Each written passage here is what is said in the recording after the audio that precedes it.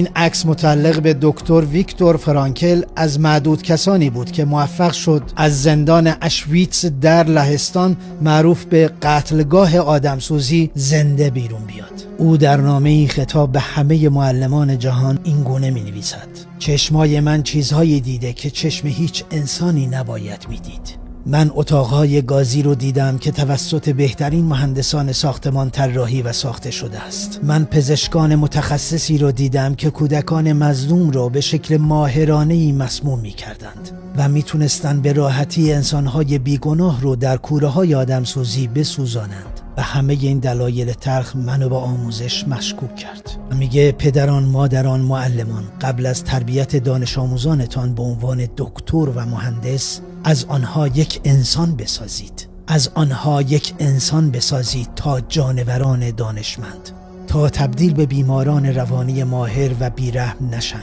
پزشک یا مهندس شدن کار چندان دشواری نیست. می شود با چند سال تلاش به اون رسید. اما به فرزندان و دانش آموزانتون بیاموزید که بزرگترین ثروت ما انسانیت و اخلاقه. و این هم نظر خود منه. واقعا اینقدر به دنبال پزشک و مهندس ساختن فرزندتون نباشید. الان پزشکی و مهندسی رو با پول در همین کشورهای همجوار ما می فروشن. کسی که حتی معدلش زیر 10 به راحتی میتونه اونجا بره بخونه و دکتر و مهندس بشه، اما انسان تک‌بعدی خواهد شد. سیستم آموزشی و مدارس ما در پی ساختن انسان نیستند، چون هیچ گونه از معیارها و ارزش‌های انسانی در مدارس ما نمره و ارزشی نداره و حتی معکوس اون هم عمل میکنند. اگر مستندات میخواهید در کپشن نوشتم.